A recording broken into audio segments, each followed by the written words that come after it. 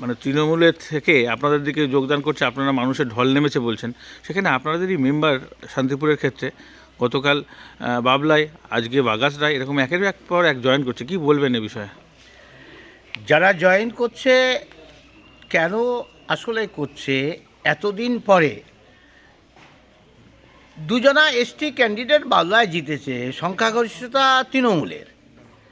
প্রথম থেকেই একজনকে তারা কবজা করে ফেলেছিল, কিন্তু আমরা যে কোনো কারণে তাদেরকে বিরত থেকে বুঝিয়ে সুঝিয়ে রাজি করিয়েছিলাম, যার ফলেই একজনকে প্রধান করা হয়েছে, আর একজনকে তারা টোপ দিয়ে ভাঙিয়ে নিচ্ছে লোভ দিয়ে। কিন্তু 2.5 বছরের আগে কোনো মতেই নতুন পঞ্চায়েত নিয়ম অনুসারে সে প্রধান হতে পারবে না।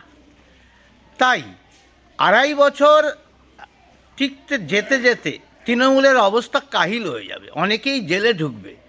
একের পর এক জেল যাত্রা হচ্ছে, বিভিন্নভাবে তাদের গলায় ফাঁস চাপছে, কিন্তু অতি লোভে তাঁতি জব্দ। এখানে থাকলে সে প্রধান নিশ্চয়ই হতে পারত, কিন্তু তৃণমূলের যোগ যে অতি সত্বর 2.5 বছর আগে হতে পারবে না, এই ভাবনাটা তার নেই। তাই 2.5 বছর পর তার একুল উকুল দুকুলি গেল। কিন্তু মনে করি সে এবং তার স্বামী দুজনেই অভিযোগ তুলছে আপনি নাকি তাকে ভোটদান থেকে বিরত, যখন ভোট গঠন হয়েছিল তা আপনার বাড়িতে আটকে রেখেছিলেন প্রায় 1 মাস, এবং শুধু তাই নয়, সুস্মিতা মুন্ডা এখন যে প্রধান আছে তার কাছ থেকে নাকি টাকাও নিয়েছিলেন। দেখুন, সুস্মিতা মুন্ডার কি টাকা আছে না আছে আপনারা জানেন, আর এতদিন পরে তার মনে পড়লো 7 মাস 8 মাস পরে যে তাদেরকে আটকে রাখা হয়েছিল। অভিযোগ সম্পূর্ণ উদ্দেশ্য প্রণোদিত রাজনৈতিক ষড়যন্ত্র ছাড়া আর কিছুই নয়। কারণ আমরা জানতে পেরেছিলেন সেই কি বাবু রায়, যিনি ওই ভদ্রমহিলা, তার স্বামী অলরেডি এখানে আমাদের কাছে এসে বলেছিলেন যে তাকে তুলে নিয়ে গেছিল তৃণমূল এই বাজারে, এখানে কার বাড়িতে, তাকে সে নাম টাম বলতে পারলো না, বললো না, তাকে 50,000 টাকা নিয়ে তার ছবি তুলে নিয়েছে তৃণমূল, আর তিনি ভয় পাচ্ছেন একথা আগেই বলেছিল। আর সেই কারণেই বিজেপির যারা দায়িত্বে ছিল তাকে ডাউটের তালিকায় রাখা ছিল, আর সেদিনকে হাজির হলে ওই দিন তৃণমূলের কাছে আগেই বিক্রি হয়েছিল, তিনি সেদিনকে প্রধান হয়ে যেতেন।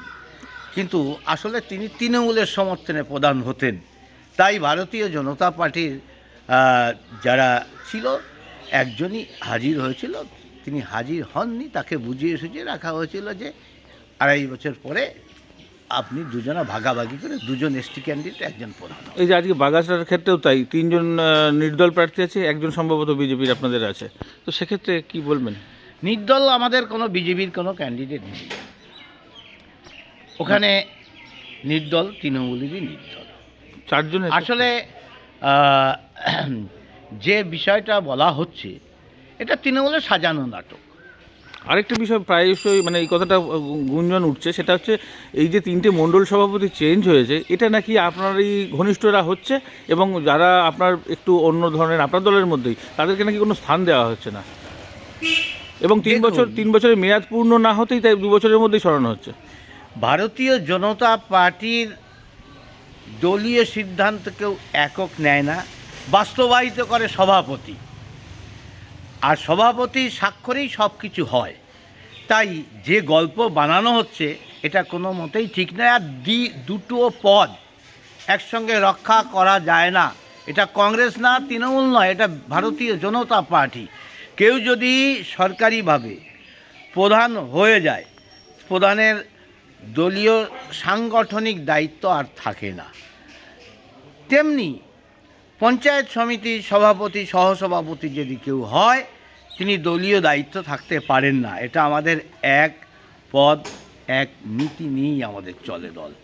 তাই সেই নীতির আধারে কেউ যদি সরে যায়, কারো যদি কার্যকলাপ সন্দেহপ্রবণ হয় যে তৃণমূলের সঙ্গে আঁতাত করে চলছে বা তৃণমূলের সঙ্গে রফা করে চলছে, দলের ক্ষতিকারক হচ্ছে, সেক্ষেত্রে তাকে সিদ্ধান্ত পারফরমেন্সের বিচারে করে, একক করে না, দল করে, কোর কমিটি করে। তাই এইসব গল্প যারা উদ্দেশ্য প্রণোদিতভাবে করছে তাদের কোনো ভ্যালু। বিশেষ করে কিছু কিছু জায়গা আছে, যেমন বাগাসটার ক্ষেত্রে ধরুন আপনাদের একদম নিরঙ্কুশ সংখ্যাগরিষ্ঠতা নিয়ে আপনাদের ভোট গঠন হয়েছে, সেখানকার যে সভাপতি সে তো নিশ্চয়ই ভালো কাজই করেছে, তাহলে তাকে সরে যেতে হচ্ছে কি? দেখুন,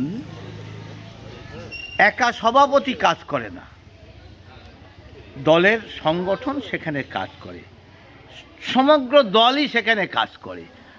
আর যে কথাটা বলছেন বাগাসটার যে বিষয়টা আছে, বাগাসটা অঞ্চলটা অবশ্যই আমাদেরই আছে এককভাবেই। আগেও আমাদের ওখানে বিজেপির যথেষ্ট মজবুত ভিত ছিল, আগেরবারও অঞ্চল আমাদেরই পাওয়ার কথা ছিল। তাই এটা আগেই আমাদের পারফরমেন্স ভালো ছিল, হয়তো দু একটা এদিক ওদিক হয়েছে, আমরা ভালো হয়েছি, রেজাল্টটা তো স্বাভাবিক আছে। সেখানে বিজেপিরই প্রধান হয়েছে। আরেকটা বিষয় হচ্ছে যে আপনার এই সাংসদ মেয়াদ কাল পর্যন্ত যা যা কাজ হয়েছে সেই নিয়ে সংশয় প্রকাশ করছেন তৃণমূলের বিধায়ক, প্রাক্তন যে সাংসদ ডক্টর তাপস মণ্ডল। তিনি বলছেন আমরা কখনো জানিনি, এমনকি জানেন না নাকি আপনার দলের কর্মীরাও যে আপনি কী কাজ করেছেন। নাকি দিয়ে তো কথা হয় না, ও তো তৃণমূলের কথা। তাই নাকি হয়তো এটা যুক্তি নয়। আমি কাজ করেছি কি না করেছি সেটা পরিসংখ্যান বলবে। আমি তো তৃণমূলকে চ্যালেঞ্জ করেছি যে আমি এই এলাকায় যে কাজ করেছি, ওদের দলের কোনো সাংসদ কেউ যদি করে থাকে আমি ভোটের জন্য প্রার্থী হব না। তাই এইসব কথার কোনো ভ্যালু নেই, এটা রাজনৈতিক উদ্দেশ্যে বলা হচ্ছে। শান্তিপুরে ওরা বরঞ্চ কাজ করতে দেয়নি, এখন আমাদের কাজের পরিবেশ তৈরি হয়েছে।